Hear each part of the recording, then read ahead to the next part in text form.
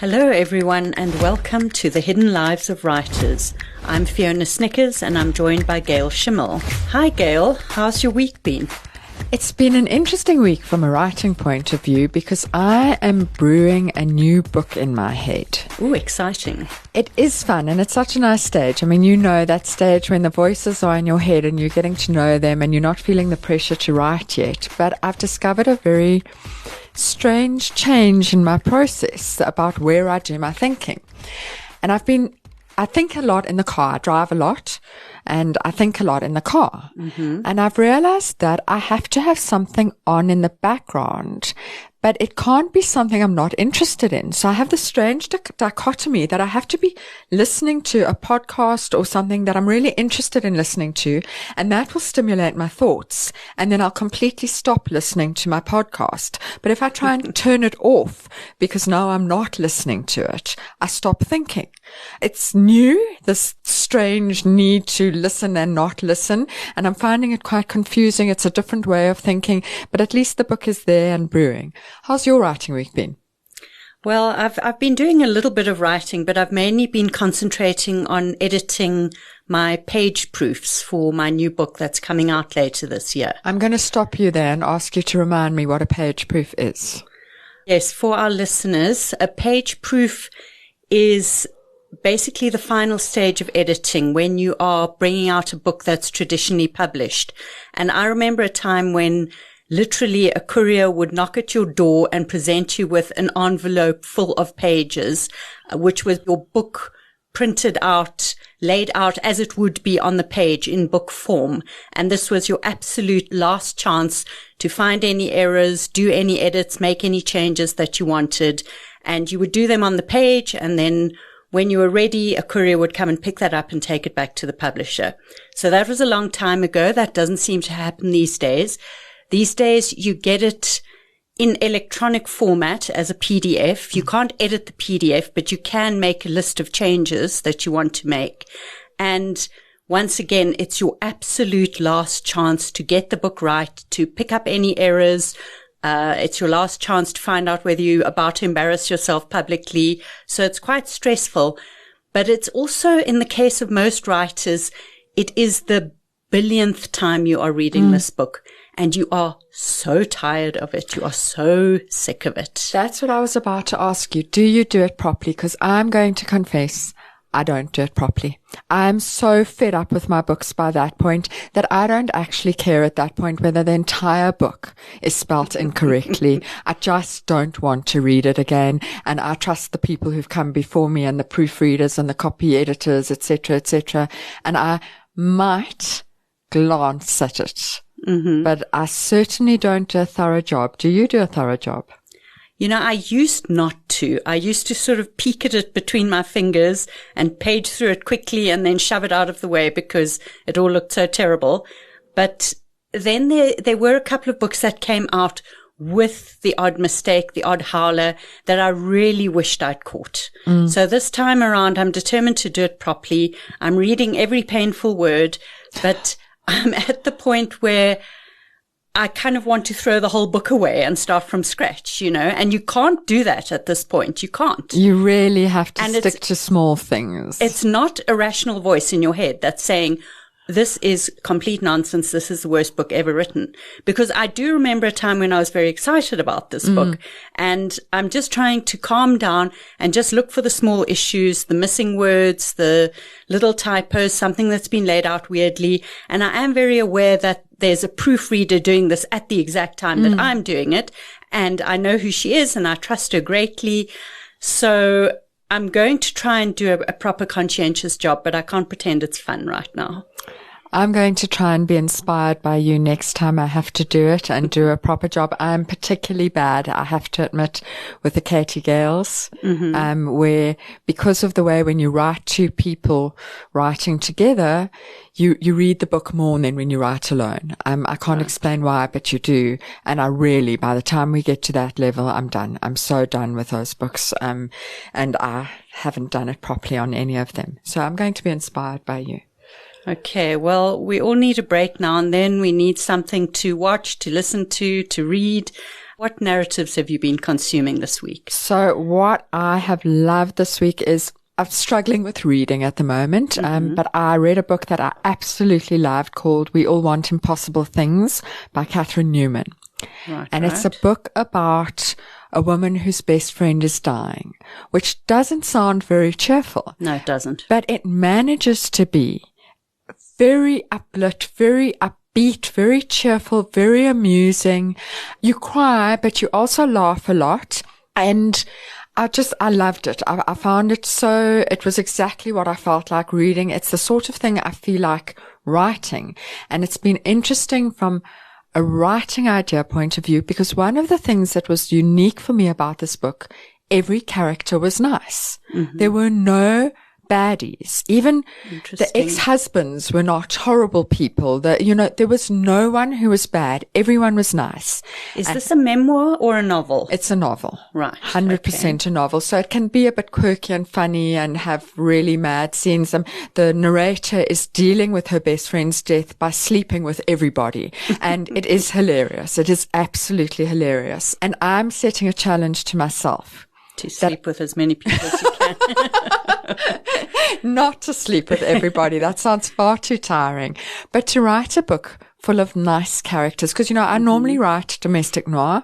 Yeah. So you have to have bad, dark characters. Everyone's a bit dark in my books. Yes. And you have, I must say, you have done that. I'm going to write a book full of nice people. That's my challenge to myself. It's quite difficult, and that's why I have to spend a lot of time thinking about it. What about you, Fiona? How have you filled up the tank this week? Well, I've been listening to a lot of podcasts, basically because I just love them. And I've been listening to an interview with Kelly Slater, who is the world champion surfer at the moment.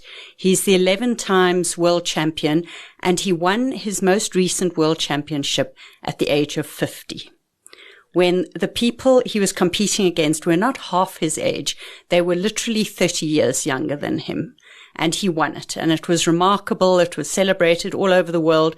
And he just talks about that journey, about his long career, the challenges he's faced, the difficulties, how he overcame them. And to me, it ties into someone like Tom Brady, the footballer who was still an absolute champion quarterback into his mid-40s when the people that he was competing against were born when he was just starting out. So this reinvention of yourself at an older age, this idea that age is but a number, that there's no limit to what you can accomplish as you are aging. And I've seen it reflected in the current Hollywood awards season as well. I don't know if you've noticed that, but the people that are getting the awards and all the nominations at the moment belong to an older generation, like Jamie Lee Curtis, Jennifer Coolidge, Michelle Yeoh, just these writers who either have always had active careers or who had a lull in their career and have now come back and reinvented themselves. Also Brendan Fraser.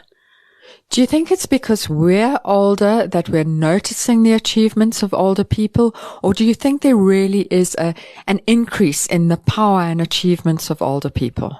I think there is a genuine resurgence in and interest in what older people are doing, because journalists are talking about it. The columnists are commenting on it. This is a thing. It's a phenomenon. And I think that we as a culture, and Hollywood in particularly, really used to worship youth to an undue extent. And now there's much more interest in the complexities of people in midlife and past midlife and what they can do and what they can achieve and what they can teach us. And I just find it fascinating. And so exciting to be older in a time where being older is exciting. Absolutely. We have a great guest on this week. It's Niq Mhlongo. Welcome to the Hidden Lives of Writers, Niq. You know him from his novels, Dog Eat Dog, Way Back Home, After Tears, and his short story collections that he has written, and also his short story collections that he has curated and edited. Welcome, Niq. Thank you very much, Fiona. And Niq, this is so exciting, and you made time for us on your brief visit to South Africa, and we're really, really grateful for that. But we're going to start jumping right into writing process. How has your writing week been? It has been slow. Why has it been slow? Is because of load shedding. I don't work according to schedule. So I work according to inspiration. So if something inspires me, I go and write. So you'll find that I'm inspired, but there's no lights, you know. And I have a very old, computer, laptop, which you have to plug in. You know? Every time you have to work. So it's not running off a battery. Yeah, exactly. You need to plug it in, yeah. Yeah. Niq, your writing career started quite a few years ago when you were very young. Yeah. You did a BA at Wits, and then you were doing an LLB at Cape Town, right? Yeah. And you interrupted that to write your first novel, Dog Eat Dog, in 2004. Did you actually drop out of the program to do that? How did that work? Let me be honest, I failed. Okay. I love it. We love honesty on the podcast. Yeah, so I failed on my final year. I decided, what else can I do? Let me just buy a computer and do what I love. Which so is I started writing. You right. know? And I got carried away with writing, no longer concentrating on my degree, you know. And then that was towards the end of the final year. So I failed 2 courses.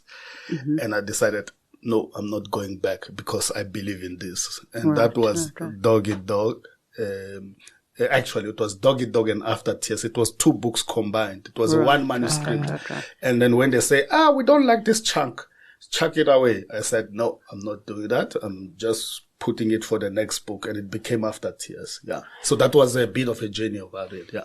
I've got 2 questions I have to ask from that. The first one I have to ask because I'm the person who also did law without any real passion for law, but finished it and then got caught up in the career of being a lawyer. You know, you almost get into a hamster wheel of what you have to do next. Now you've got to do articles. Now you've got to do your exams. Do you regret not finishing that degree, or is it the best thing you ever did? Actually, it's 2 ways. Firstly, I regret wasting my time. On that degree. But with writing, it came opportunities, of course, and great opportunities that I always loved.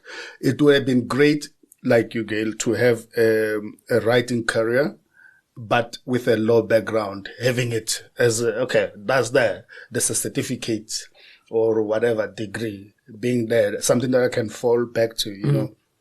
Whenever I have, The problem when you've got to fall back, you do fall back. That's the problem.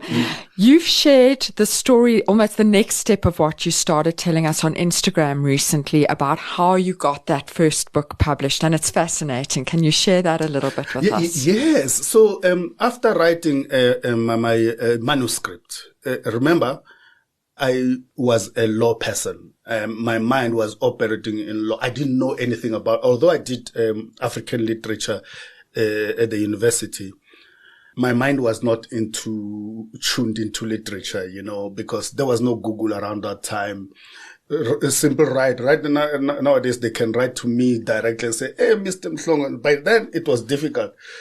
Your role models like Ziximda, you look at them from very far, you know, Njabulendo Ebele, you look them very far, you know. Yeah, they're not your Facebook friends. They're not your Facebook friends. And so even when they have a particular reading, you cannot go the red tape. There's always a red tape around friends and whatever. You cannot talk to them, you know. So it was difficult around that time. So I had a manuscript. I'm having it here.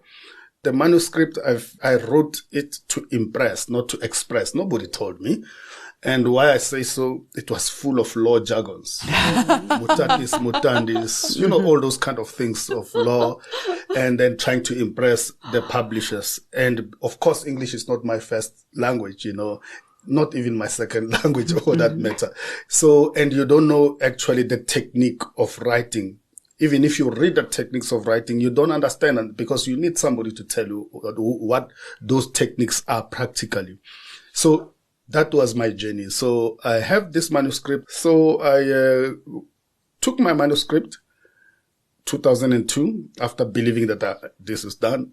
And I go to Soweto Street. By then, it was Soweto Street, Prixliga Seme, opposite ANC House.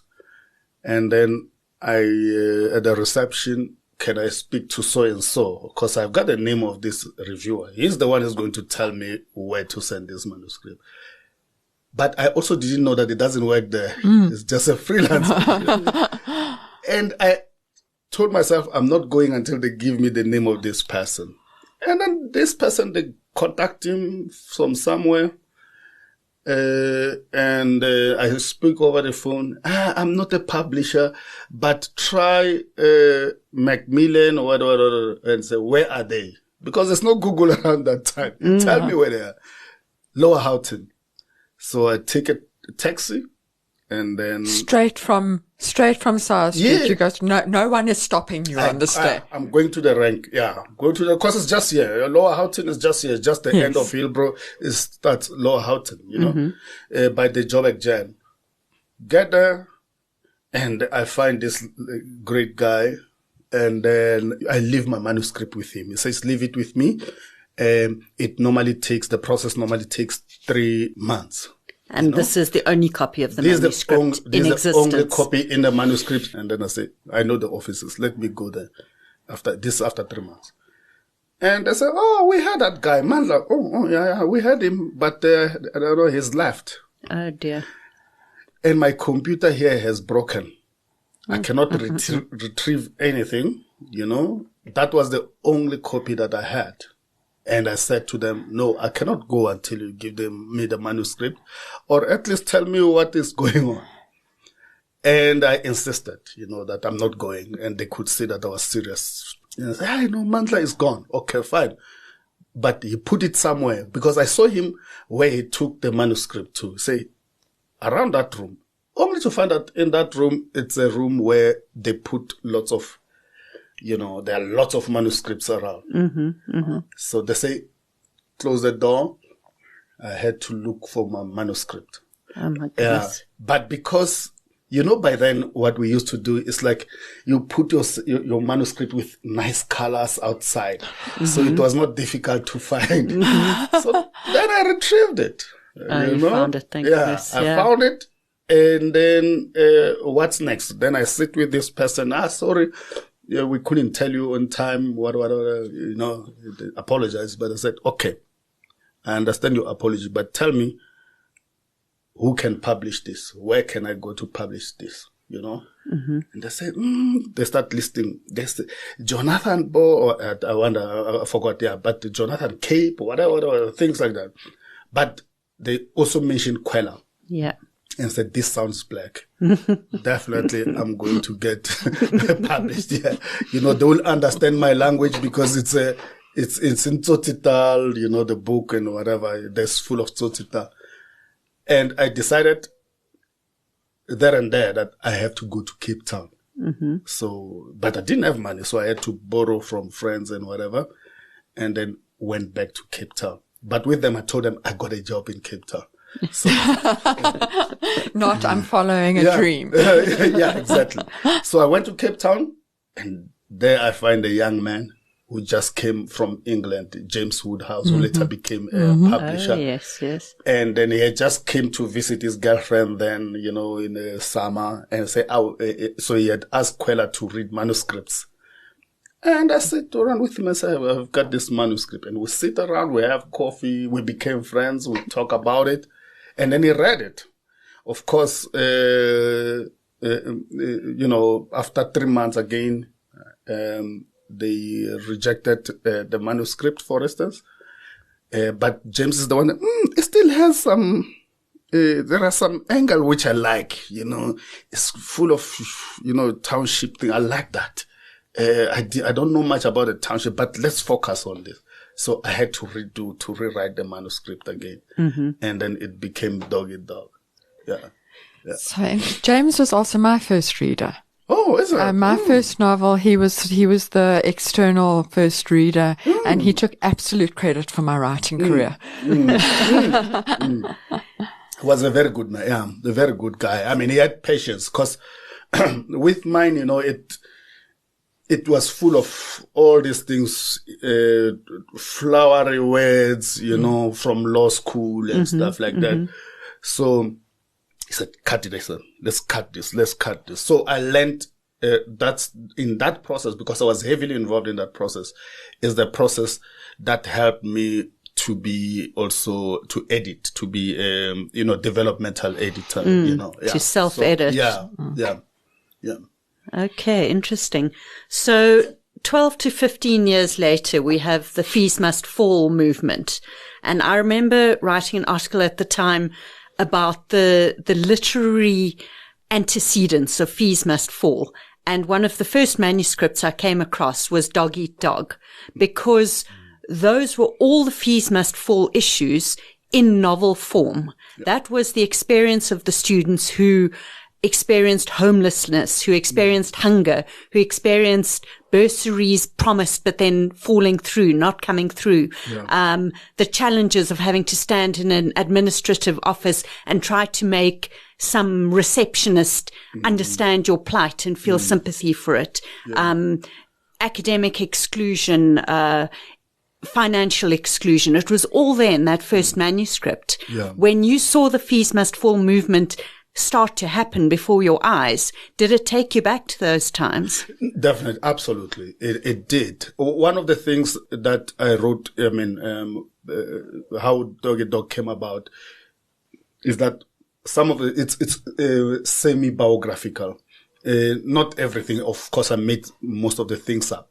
But when I went to Wits University, that's the exact experience that I've. When I say semi-biographical, some of them might not have been necessarily. Some of the experiences are not necessarily my experience. I took other people's experiences and made them mine, in order to write this particular novel. So if I say, for instance, if you want a bursary, an accommodation at Wits, you have to say you are from a rural area. Okay. Okay. Because if you say I'm from Johannesburg, say commute, come to, Right.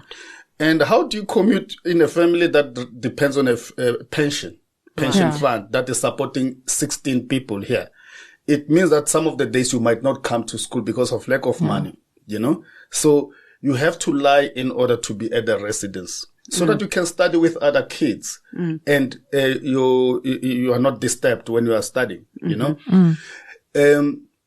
Other things like, if you want,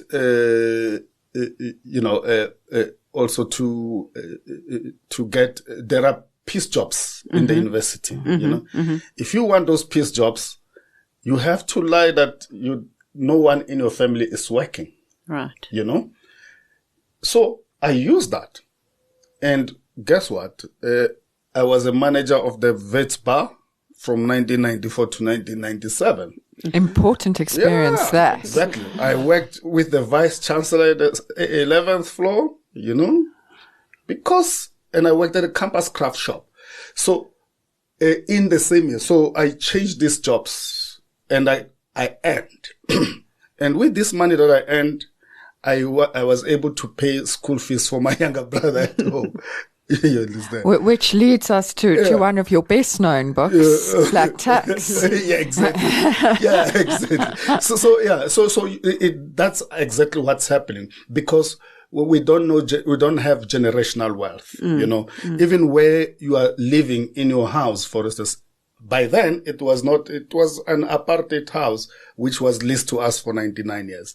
So it means that at any time you can be chucked out. It's one of the houses that don't have, we didn't have title deed. The title deed is owned by the government there. So the government can easily say go. So, you also want to extend your house at home. Why? Because you cannot afford to come from Wits and study in the dining room or a kitchen, because your 5 sisters occupy this particular room. Your mother and father are there. And then your brothers, 6 of them are sleeping in the dining room, Nick, do you literally have 5 sisters and 6 brothers? Or are you talking? Yeah. So at home, I have, are they 5 now? Let me just count. We're 9, actually. We're supposed to be 10. One passed away. Okay. By then we're 9. Yeah. So we're 9, and then sometimes it's difficult to count, but we're 9 children. Yeah. In a 2-bedroom. And then 1 bedroom belongs to the father and mother. Mm-hmm. That one you cannot enter. The other one, because we're a patriarchal society, is for boys. All 6 of them sleeping there. Maybe one of them is waking. He will wake up at 4 o'clock, switch on the light while you are sleeping. Mm-hmm. You cannot read at night because he wants to sleep. He's going to work, You cannot go to the kitchen. If you go to the kitchen, wait until they have cooked, Mm-hmm. If you are in a dining room, wait until everybody has watched TV. That's when you can start sleeping.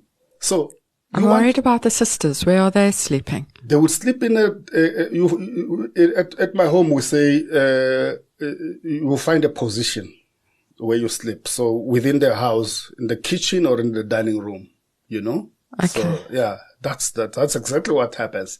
So, and it's not unique to some have got 15, because as you rightly mentioned, black text, we have cousins and cousins. In our tradition, we don't have what white people have. They say once cousin once removed, what. Yeah. We don't have that. It's a brother or a sister. Yeah, brother, half brother. Yeah. We would distinguish between that. We don't you have would half. not. We don't have their brothers. Right. Yeah. Right. So, and with us, you don't have to tell me that you are coming. So at any time, it's your tea time. It's your home. So 3 brother can rock up with friends, mm-hmm. and they will have to sleep there. So you'll have to find position where to sleep, because they are there, So it's from that. Every time then you got an opportunity to go to an institution, they don't understand the family dynamics. They still say, you can commute from home. But which home? Because my mother is not educated. If I come back with books, sometimes she'll light the stove with them. My goodness. Mm-hmm. Yeah. She's not educated. She doesn't know. I've been looking for firelighter, and then and that's the book that you took time to, So those are the dynamics that, So when you go to an institution like Wits University, because our cultures have been made to be different, we didn't understand each other, and we still don't understand each other. It's difficult for me to say, I cannot go back to that place. I want to study here, so that I cannot pass. Because most of the students that fail at the university, it's not because they are dumb or, stupid and stuff like that. It's because it's difficult to cope. There's a test tomorrow. For instance, Mr. van der Merwe from Randburg go and study in their study room. Me in Soweto, in Shawelo, or in Orlando West, I have to wait for my brothers to watch TV first. And it's done. And then by the time they're done with the TV, then I can read, Yeah. It's a lot to take in. I'm like, I could talk to you all day about this because it's fascinating, but I want us to come back to something you said at the beginning that has been playing in my mind as you've been speaking about you being a writer who writes on inspiration.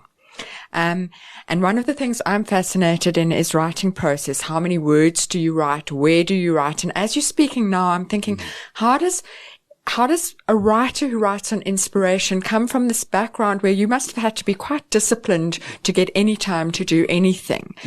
How do you write? You've said you write on inspiration. Do you write every day? Do you have a set amount of words? Do you have a place you write? Take us into the world of your writing. Oh, okay.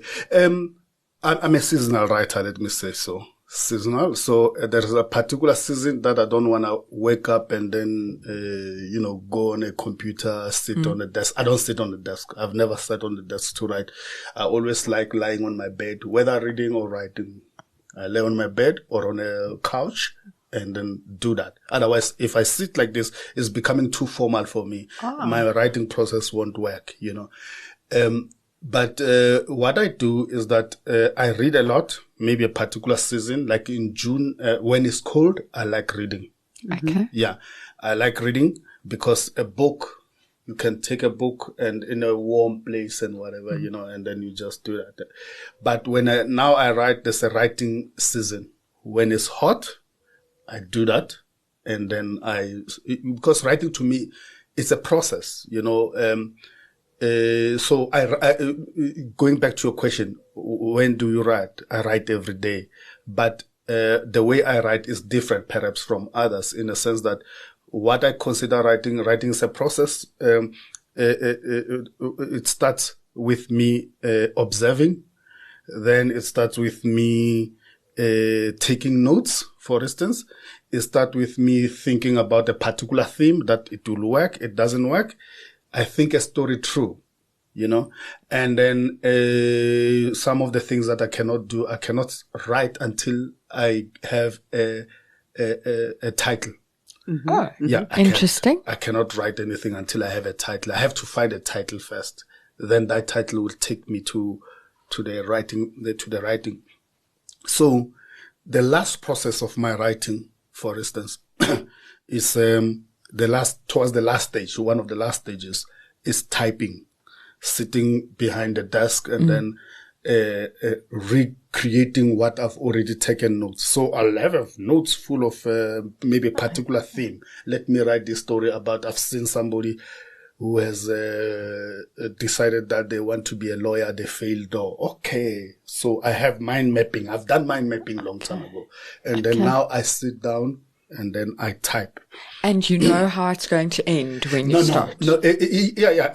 So when I start typing, I have a story from beginning until the end. Okay. But it's always, my story is not, it takes a particular turn. So the magic happens. Yeah, it takes a particular turn later on, so I cannot start a story. When I start writing, I know exactly that my story is about this guy who goes A, B, C, and D.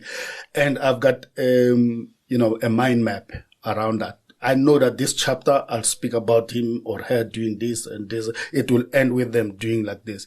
So when I write like that. But it doesn't necessarily mean that it will go according to the way I have planned it, because sometimes a character wants to die. And then it's difficult when they die without your permission. Exactly. They do that, or the character refuses to die. It happens, and it happens a lot to me. So in that process, then I go back and then do the rewriting. I go back again and then rethink that particular story. What if this character doesn't die? What if the character dies? What if the character gets married? It's such kind of thing. So that's how I do it. Yeah. But I don't have that luxury of a particular, I hear most writers say, 4:00 until 5. It's good. For me, it's impossible. I live in Soweto when I'm here. I live in Soweto. I cannot do that. Even though there was no load shedding, I wouldn't do that because I'm surrounded by shebeens. And then sometimes you are writing and feel like, let me leave this character alone. Let me go and buy a beer over there, And then sometimes you hear drunken people coming out singing and say, let me change this story and let them do this, So, that's why I'm saying I write by inspiration, and inspiration come in, it's multifaceted, it comes in different directions to me, depending where I am. And then, but when I'm in Berlin, for instance, things change because there's no load shedding, for instance. You can take a book and write, you can take your computer and write in a symmetry, something that has never happened in South Africa, so you write everywhere. So I have to change pattern. That's why when I was there, I produced quite a lot because it was easier for me not to think about other things, yeah. Interesting. So, after Dog Eat Dog and After Tears, and I'm very interested to hear that they were basically one manuscript that you then, because the one seems to follow on from the other very much. Yeah. Was it after that the New York Times profiled you? No, the New York Times profiled me in 2006. I only had Dog Eat Dog was out then. At that yes. stage. And how they profiled me was that a tragic thing had happened in South Africa. Paswanimpe had died, who was my lecturer at Wits, African literature. Silo Deka died as well in 2005. And then I've never met Silo, but we used to talk a little bit on on emails. We used to exchange emails. So New York Times came because Silo and Paswane, the literary scene in South Africa, for instance, from the black writer's perspective, young black writer's perspective, was bleak. You know? So when these two great authors died, they thought like, a good scoop was to go to South Africa and see, what is it that South Africans are doing? Is there any literature since these people died? Yeah. And by then, unfortunately, it was only maybe me. I think I think it was only me amongst the younger writers. I'm not talking Zixita, Jabulon Debele and others. Younger writers. It was me. And then why me in particular was the fact that the book itself talked about South Africa after apartheid. So the challenges were different, and then they felt like the book explores issues of today around that time, homelessness, wanting to get education, unemployment, HIV and AIDS around that time. So they thought like this is the book that addresses the themes. So, fortunately, they found a book, they came here, they found a book, they profiled me. And, when they approached me, I said, the book has been sitting for 2 years. But it was doing fairly well because even at Exclusive Books, it was one of the best sellers and stuff because it was new. The writing style was different, from what they had read before, with the bastardization of English language in it, So they were interested in that. And then they gave me 10 or 8 to 10 pages profiling. Amazing. And then once they profiled that book, anything from New York Times is taken from in France, in Sweden, produced as it is, So all of a sudden, Niq is there, Niq is here. Oh, there's an offer there, there's an over there. So for translation rights. Yeah, from translation rights. So that's how it happened actually. And Niq, from that, you've got this enormous success in unexpected countries. For me, unexpected because your writing is so South African. It is deeply, deeply South African. Yeah. But yet somehow you've caught the imagination of Europeans. You're really successful in Europe. Yeah. What do you think it is about your writing that's managed to cross that bridge? No. The thing, this is what there are lots of things. I think one of the things that I heard people say is that, when most people write, they write in a particular way, following Shakespeare, following James Coetzee, following Andre Brandt style, So, to them, it was something new in, in the way, the language, the existence of the language. I didn't care about the language. I cared about what I'm writing about, So I wrote the language in the way that I speak it, and in the way that I know from my community, people will understand it. So it was not something fancy, something intellectual, I just called a spade a spade. So that's what I've heard from different people. And more especially the topics I was head on. When I talk about sexual encounter, I speak about it. I don't hit behind the bush and say they were in a sweet congress or stuff. They were having sex, such kind of things. So I think that's one of the things that attracted people and say, this guy is so blunt. And when your book started to catch fire internationally, did you ever come under pressure to tone down the tsotsi taal, to make it more understandable to Western audience, maybe to write about different themes? Was that ever a pressure that you were aware of, or were the publishers happy for you to continue as you were? Thank you for that question. I'll tell you what happened practically. The book was republished by Ohio Press. And then they sent me a manuscript. It was, so there was no word shebeen. So you have to say, speak easy. Okay. So you say a robot, they say cancel it. They say, no, it should be traffic lights. And I said, I turned it back. And I said, no, I'm writing for edutainment. So I write to educate and entertain. So we rather put it in the glossary. So I read so many things about in America, for instance, and everywhere where they speak about things that I don't know. But because I read from the context, I really understand. And that helps me to understand those things. Yeah. You know? So why should I change? You know? So it's one of the occasions that had happened. And I said no. And then they had to go back and say, we will write it the way you want it. Yeah. And then another thing is that in other languages that the book has been translated into, for instance, I cannot have a say because I by then I couldn't speak German. You know, even now I don't speak German that much. I speak a little. So I don't speak Italian. I don't speak French. I don't speak Swedish. I don't speak Miss. So in those languages, I don't have a say. You know, I cannot have a say. But when it comes to the republication into the language that I understand, I ask for that particular text to be sent to me because I refuse to be,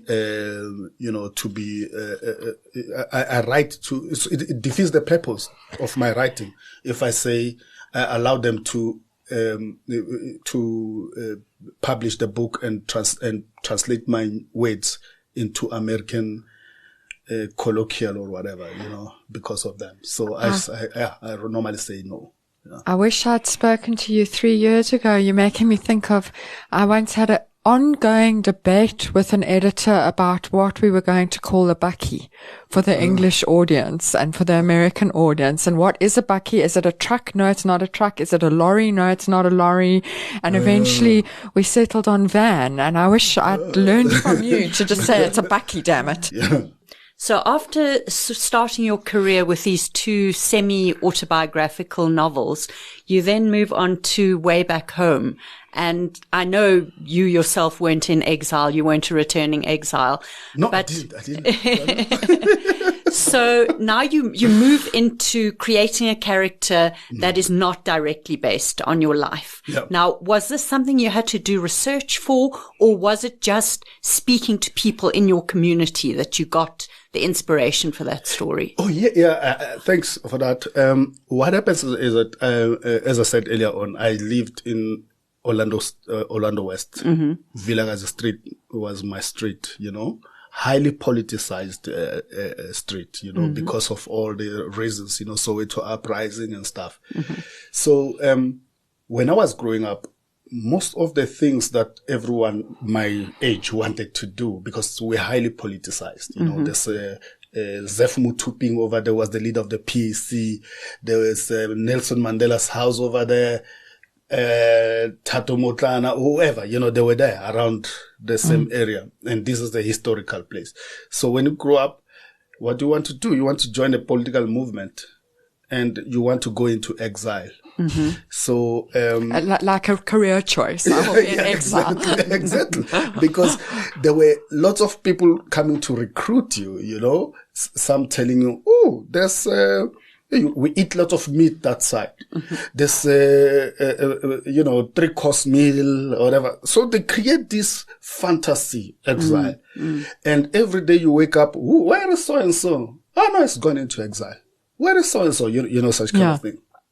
So that's how that area was more of, you know. So there was also one particular guy that left and then came back. Not only him, but different people. There was one person that I knew left, and then, you know, and then always there was political debates. In my area, my house, always also political debates and stuff, you know. That's inspired me, because those stories that people were telling are the stories that I said, But the exiled people, when they came back, what did they do? There are poor ones and there are rich ones. Let me focus on this one. And then, so coming back to your question, it was more of observation, right, and then fictionalizing an observation that was presented to me by nature of politics around the area that I was in. So I fictionalized the character, but based him on a particular characters that I knew, you know. So, cause I know particular characters that were rich and particular characters that came back poor. Right. And then, so I said, okay, to myself, let me focus on this one who was now a killer around that area. But more importantly, when I was writing the book, also was inspired by many unsung women heroes that were involved in the struggle, but we don't get to hear about them because history is narrated through the eyes of the males, you know, in most cases, you know. So I wanted to give these characters names and faces, you know, and also trying to show, you know, the kind of leadership, traumatized leadership that is currently leading us. You know, they are from exile. Lots of things happen. What happens in exile is not talked about. It wasn't all eating 3-course meals. Exactly. Yeah. So that's what inspired the book, you know, but also having to fuse that with a traditional ways of healing. You know, because we as Black people, for instance, believe a lot into the wisdom that has been passed to us by ancestors in terms of healing. Of course, nowadays we believe, there are people that believe in Western ways of healing. But in the book, I was just trying to say that there are both Western ways of healing and traditional ways of healing are equally important, you know. So that's what the essence of the book was all about. Yeah. Right. And then you brought out Affluenza, your first collection of short stories. And I know Gail has a question about that. So I'm very interested. You have an idea. How do you know whether that idea is going to grow into a novel or a short story? Do you have to think about it a lot, or do you just know as soon as you have the idea? Yeah, I think it's both ways. It's both ways. First of all, let me just say what inspired me to write short stories in the first place, that particular, collection. You know, there were lots of things happening around. One of the first short stories there, actually, I think the number one, Gollywood drama, was the story that was commissioned. Oh, okay. Yeah. So these are the stories that were not published in English. So I sent a short story to Germany, for instance. It's one of the shortest short stories, The Dark End of Our Street, for instance. Yeah, that's the first short story I wrote, which was commissioned by a publisher in Germany who wanted to collect different young South African writers. Silo Deka was there, different kind of, most of us were there, to write about South Africa at the moment. What is South Africa happening? And then, so World Cup came, and then Italians say, can you write something about, and I went for Gollywood drama because they were paying, you know, short stories pay. That's the thing. Short stories paid. I mean, if I received good money, it was, you know, they say, oh yes, 4,000, write about your short story in euros. I say, oh, what the fuck? Sorry. You know, and then I wrote that short story. And then, so I realized that my stories are spread, you know, apart. What can I do? Let me find them a home. And then I decided to write, to put them in a collection. But, by then, very few publishers accepted short stories. Still to this day, it's difficult to publish a short story collection. You see the trend now, we opened up the trend. Right. Now the trend, everyone is looking for short stories. Okay. Why? Because at the moment, what's happening, 90% of everything that we see on Netflix, Showmax and what, they are they're adaptation. Right. You think about one of my favorite films, Shawshank Redemption. It's a short story. Right. Different things are short stories. Producers of films, short stories can get into films as well. So that's why they're taking them. Many publishers are looking into that genre as well. It was not a popular in South Africa. It was one of the popular genre, of course, from back then. But in the 60s, of course, we know about drum and whatever. So we are bringing with short stories. We were bringing back that kind of tradition. But going back to your question, is that when after writing these different short stories from which were commissioned by different people and which were not published in English, which is the language that most of my audience are speaking. So I decided to myself, look, let me find these stories a home. And then, of course, I added some. And then they became Affluenza. And who inspired me to do that was Spue Mahala, because he had a collection out. Okay, yes. And then it's one of the guys who had the first guy, amongst my peers, who had a first short story collection out. So I said, okay, let me send it to Kwela. The reason Kwela accepted is because my name was already out there, Right. And those short stories are, even today, they are being asked. People are asking them. They are commissioned for films and whatever. Of course, they never materialize sometimes. Yeah, we know that story. Yeah, but they are commissioned. But I'm saying, okay, I'm catching up on them. It's fine. Commissioned. We give you an expiry date. And Niq, which do you prefer writing, short stories or long form? Right at the moment, I prefer a lot of short stories. Why I do so? Because I feel like when I write a novel, I don't get to address the theme the way I want it. Giving you an example, when I wrote about Doggy Dog, I wanted it to talk about that theme of the students' challenges at the university. But no one picked it until at a later stage. People picked it at a later stage. And that's when, after they've seen me writing that, this is exactly what I talked about, So, but when it comes to a short story, when you pick up a theme, no one misses it. Because you stick to it. You stick to it. When you want to address gender-based violence in South Africa and you say this is gender-based violence, it becomes a story about gender-based violence. Whereas in novels, it's multi-themed. So it depends on the theme that has been projected more than the other, Right. That's how people pick it. So that's why I prefer short stories, because yes, I feel like, I've done my thing, because even the reviewers have picked this theme. So I'm done with this theme. I'm no longer coming back to it because I've addressed it.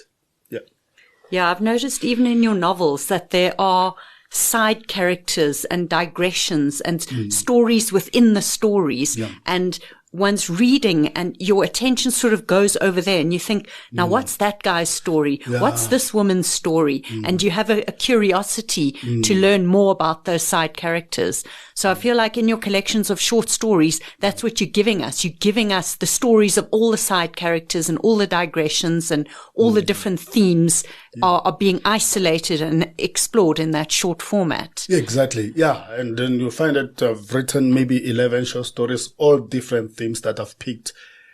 They come the way you wanted them to be, And so it makes you happy as a writer, because you feel like people understand what I've written. You feel like you have, I always say that when I write, it's more like I have a sickness. It's like going to a doctor. You have a sickness and you want to heal. And if this particular sickness, the way of addressing this particular sickness is when people know exactly what you are trying to, it's more like audience are diagnosing or reviewers are diagnosing whatever sickness you have. And then once they diagnose it correctly, it means that you are healed. So in novels, in most cases, it's more like somebody saying, Niq addresses his depiction of women is rude and whatever, and you think, I was not writing about that. I was writing about this. So you feel like people are getting the wrong end of this of the stick. So I just wanted to talk quickly about the collections that you have curated and edited. The first one being Black Tax. Yeah. How did that come about?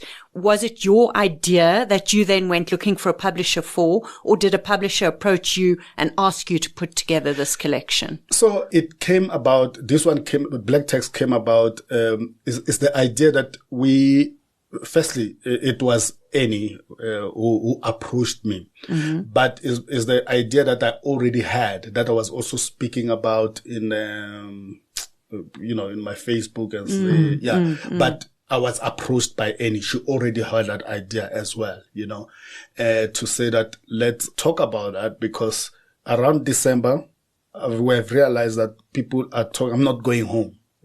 Right. I'm not, because my mother is going to abuse me. They will want money for A, B, C, and D. I'm not going home because this unveiling, and then I just been there. There was funeral, later on, and I'm the one who paid this money, So people start talking about that kind of a pressure, So it became a topic on social media. Yes. It was, to be honest with you, it was something that has been, in the social media. It was boom, it was like, everyone was talking about it. But in terms of approach, it was Annie who approached me, but it was already the topic that was there, So Jonathan Ball played a role in that. So they asked, would I be interested in writing that? And then I said, okay. But I told them, okay, if I write it in this, I'll look for my own people that I know will write about this topic. So I went about looking about people that have got different experiences, for instance. So some said yes, some didn't understand what is it. Some wanted lots of money.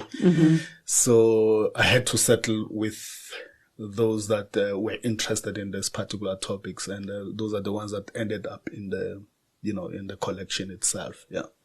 And did you ever have the experience of having to reject people's stories? Many. I think it was, 41 or something. We ended up with 26. Okay. Because there were lots of rejections. People didn't understand the brief. Because I just said to people, write about your lived experience. Right. Write about, so some didn't understand. They write a short story. Okay. Instead of their lived experience. So it became too much fictional and stuff. Some will send you half-baked stuff, although many were known writers, They will give you half-baked stuff because they are busy somewhere. So I just decided, no, let me take people that have, put more effort into it. And then, so yes, the rejection was too many. And was that difficult to maybe somebody that you knew personally who was an established writer, you'd approach them, asked for a story, and then you have to say, actually, no, we're not accepting this. I was lucky to have Jonathan Ball backing, because I told them, no, look, me and Annie said, okay, look, we have asked these people, they've sent some stuff. Let's give them a compensation.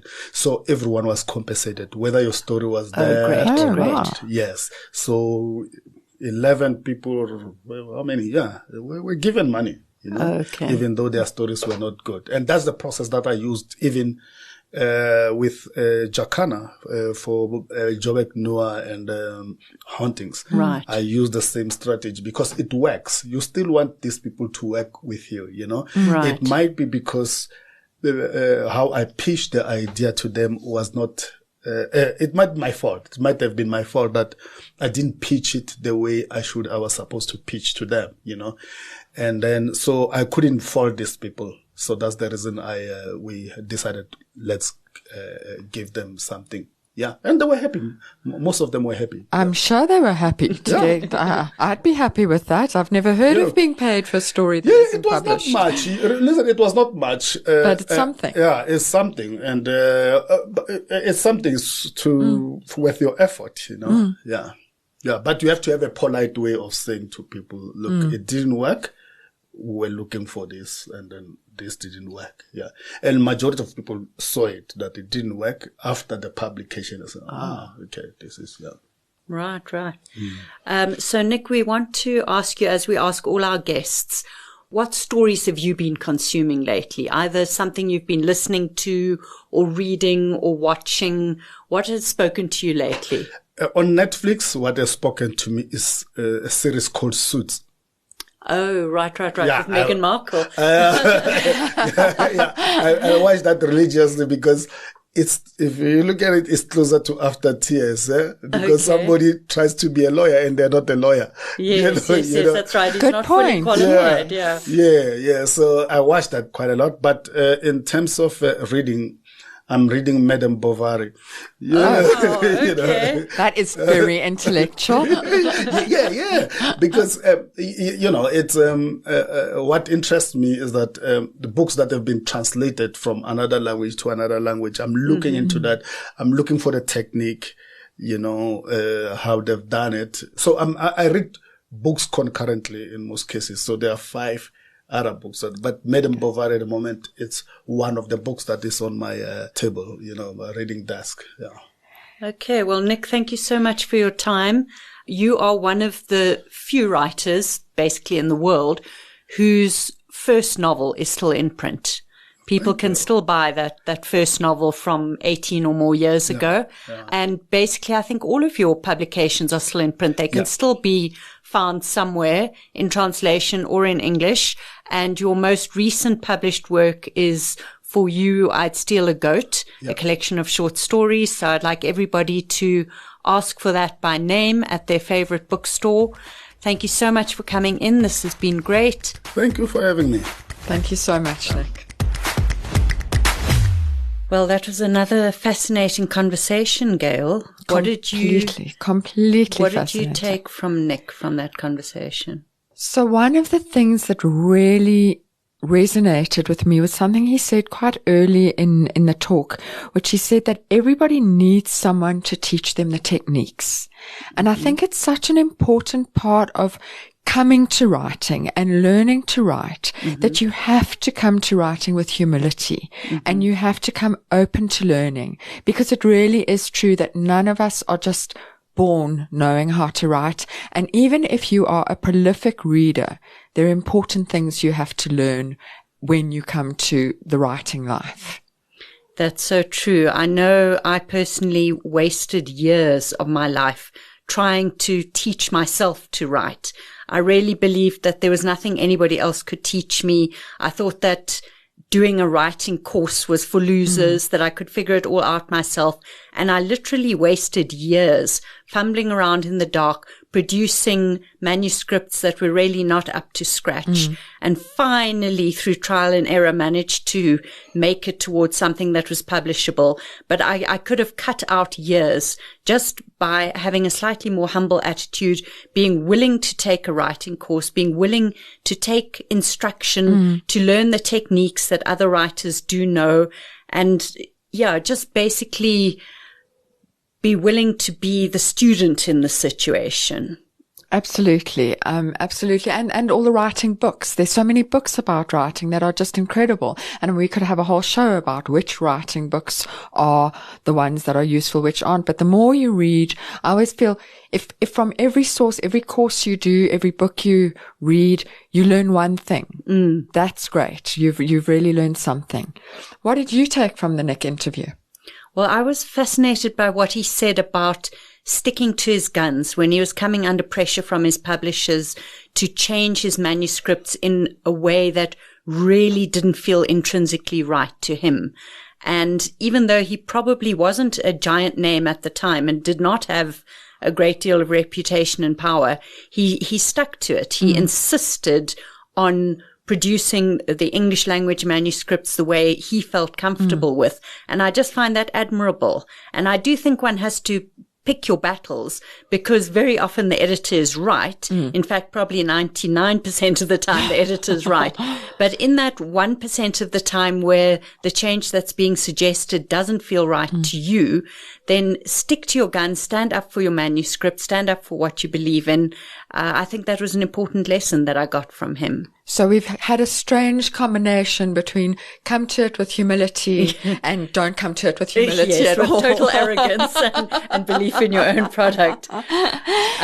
Gail, what would you like to teach our readers this week? Is there any kind of instruction that you would like to impart? So I listened to something fascinating this week, and I was listening to a podcast where Ruth Ozeki was talking about her new book, Book of Form and Emptiness. That's the My Year of Meat writer. Yes, and she's magnificent. I haven't read this one because I'm reading very badly at the moment, and I think she's too clever for me at the moment.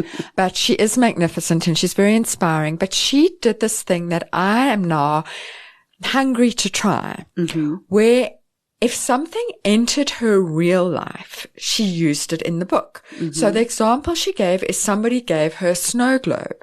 Right. So she made a character in her book receive a snow globe. And then she saw where that went, and that character ended up collecting snow globes. And I love this idea of using the trivia of your daily life and using it in your writing. So that's something I'm going to try in my when I start writing a new book again. Maybe it's going to be what I had for supper, to use the mundane material that comes out of your everyday and use it in a creative way. I'm very excited about that. Awesome. And you, Fiona? I think for me, the other thing that really inspired me about Niq's talk, and there was so much, there really was don't let the challenges of your everyday life get in the way of writing. So Niq talked about load shedding. He talked about growing up in a room with maybe 9 other siblings who take priority over you. And somehow in all these circumstances throughout his life, from a young age up till now, he has always managed to write. And he is prolific, and he has an impressive body of work behind him. So really there's no excuse for any of us. We can all make the time. I don't know if you have had that experience, Fiona, of people saying to you, I would write a book, but I don't have the time. Yes, and I would implore those people, listen to Niq's story. If Niq has the time, you have the time. That is so true. It's very inspiring. Thanks again to Niq for coming on the show. Thanks to everybody for listening. As always, you can find us on social media. We're on Twitter. We're on Instagram. If you've been inspired by what Niq has said, please let us know. If you want to try any of the techniques or tactics that we've been discussing, let us know what has provoked, inspired, or caused you to produce good work this week. Share your secrets with us. We want to hear all about it. Thank you, and see you next time. You've been listening to another production from Solid Gold Podcasts.